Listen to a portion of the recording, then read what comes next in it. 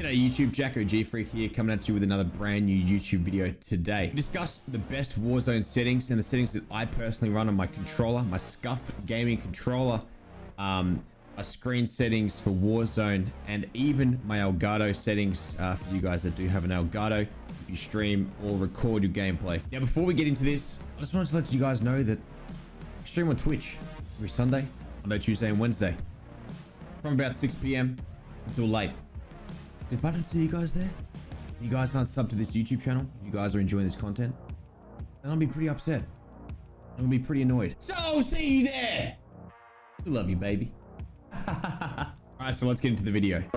Okay, so we're gonna start with the best settings for Warzone on the PlayStation 4 Pro. These are my settings right now. So for the button layout on my Scuf, I use default. If you guys don't have a Scuf gaming controller like I do, where I can put my circle on my back left and my jump on my back right, so then I don't have to take my thumb off the aim stick, so I can keep engaging whilst moving around and my movement is just so much more precise and smooth. Well, what you can do is you can change your settings to tactical. What that enables you to do is that enables you to press R3 on your controller or even Xbox controller. Push your R3 and it enables you to drop shot, and then you can also jump at the same time whilst being able to hold your thumb on the aim stick. Stick layout, default, inverted look. Now, if you have inverted look on, if you have that on, you're a different breed of person. I'm just saying. Okay, keep that shit off. Dead zone is for, if you guys notice that your controller drifts a little bit here and there, you adjust that up or down. Now, that controls the lag of the input as well. So the higher your dead zone, the higher it is, the more of a delay you're gonna have. The lower it is, the less of a delay. Now, on previous Call of Duty titles, the dead zone default, I do believe, was 0.10, which is what I have it at right now, and my controller doesn't drift at all.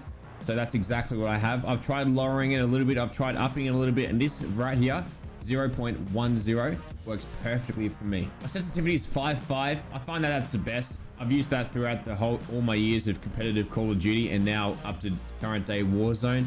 I find that you can still turn on people, absolutely. If you want your sensitivity higher, that's totally fine. I understand if you want to have that and you want to be in FaZe or Optic Gaming trick shot clans, I get that. But ultimately, if you're shooting a target far away, you want to have that stick turn and aim sensitivity perfectly locked on, so you can take that target out and send them back to the gulag. For ADS sensitivity, I use both on default, which is 1.00. Aim response curve type is dynamic for myself. I use that because the reverse S type mapping for the fine aim rate control is just more suited to my style. It's just a real fine element of stick control. As myself, with a Scuf gaming controller, I have an elevated stick, so the stick is easier to aim with. You have more range of motion for less aiming movement, if that makes sense. But you can stick with standard, but I personally use dynamic as I find it's the best response time. Controller vibration, this one's a no-brainer. It feels weird to start with, but you turn that off. You don't need that on. Look, every little millimeter counts when you're aiming at a small little pixel of a target. So you want to have that controller vibration off. Aim assist, standard. The higher you have that, the higher you have it, the more chances of you slowing down. You aim slower and stuff. I've heard really bad reviews of it. I've never tried it myself, but I've just always kept it standard. Weapon mount, ADS, and melee. So I use R3. So I'm L2 aiming down sight, and then I press R3, and that's what happens. I don't use double tap or ADS. Like if you just ADS randomly, you just start mounting the stuff and starts throwing the aim off. Don't use that. Weapon mount movement enabled. Aim down sight behavior, hold. Equipment behavior, hold. Use reload behavior, contextual tap. Now, if you guys don't know this already, contextual tap enables you to just tap the square button or whatever your reload button or action button is. This helps with gunfights, base stations, picking up weapons off the ground, opening up loot boxes, getting armor plates from teammates, money from teammates, hopping in cars, absolutely everything. You name it, it's there. You want that contextual tap on. It is a little bit weird to start with, but you need that shit on. Depleted ammo switch, I always have it, but look, ultimately I always know that I'm going to be running out of ammo, so I just literally reload my gun most of the time. Slide behavior, you want to be holding your circle button or whatever you guys use to hold. For myself, I use the Scuf gaming controller, so on the back I have my slide here on my left side and my jump on my right side, so then I can always keep my thumb on my stick whilst I'm aiming and jumping and sliding at the same time. It's also handy when you're doing a slide cancel to get across the map really fast whilst having like an SMG or AR in your hand so you can move faster. The lighter the gun, the more faster you move. When I move forward, disabled. I don't know what way that's even a feature. Automatic sprint disabled. Vehicle camera recenter enabled. Absolutely, you want this. It helps just in case, like if you're looking in a parachute or if you're in a vehicle and you're driving straight, and then you want to quickly lock straight back onto what you're looking at and driving towards, you want to have that recenter and snap straight on. Parachute auto deploy. I keep mine on. There's, you know, it's kind of 50-50 about what people want. Obviously, there's two options, enabled and disabled. But pretty much what I use it for is there's no way that you can actually hit the ground with parachute auto deploy enabled. The reason I have it enabled is because sometimes I may be AFK taking a massive leak, or in other times I might just need to have that reassurance that my chute's going to be deploying.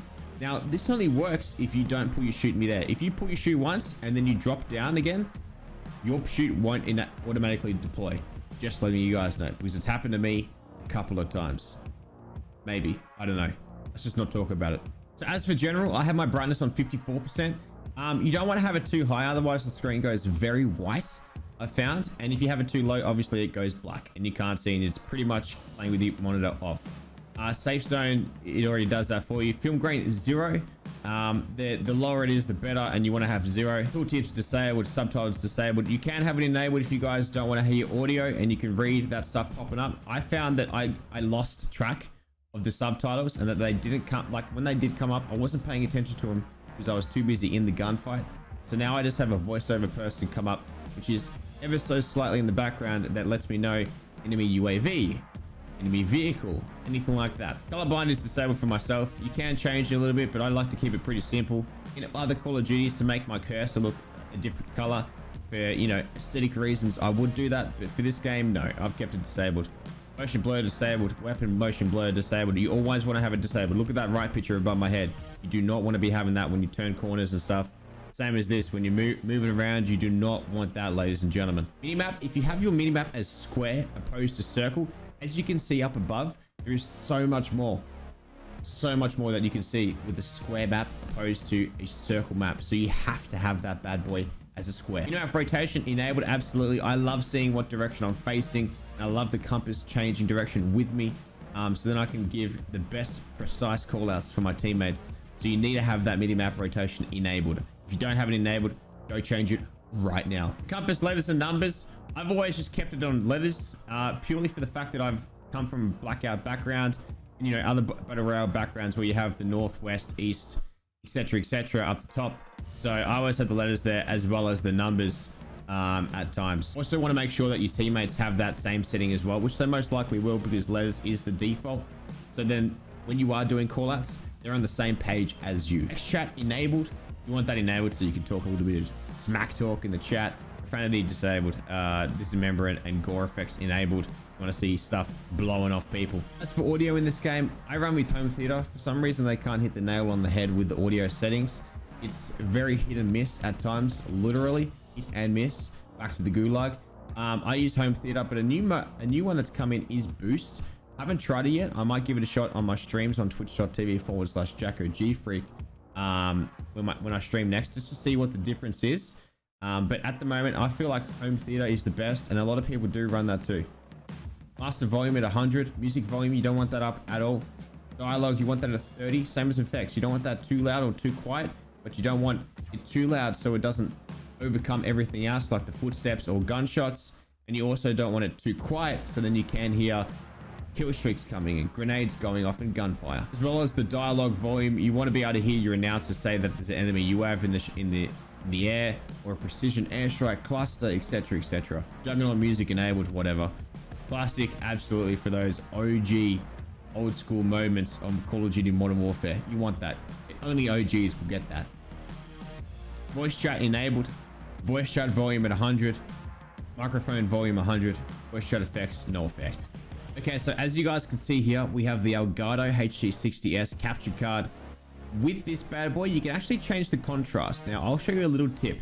Okay, so if you go into this little cog here right next to it, and you go from capture to picture, you go right here and you change the saturation to 100. Now, Now, I'll show you a little thing that you guys won't believe. This is the before. This is the after. This is the before. Look how dull the game looks. Everyone's playing on this boring black and white, pretty much back in the 1970s of when TV first came around, or whenever that shit was. Look at this. This is boring. It's depressing. It's like playing it on black and white. Look at this bad boy. Bada bing, bada freaking boom. Okay, thank me later, ladies and gentlemen. Now, this just makes things so much more brighter, crisper, makes the game more enjoyable. And so many people come to my stream and ask me, Jacko, how do you get the game looking so nice, like a PC? And I'm like, well, I'll tell you in my next video, and here it is.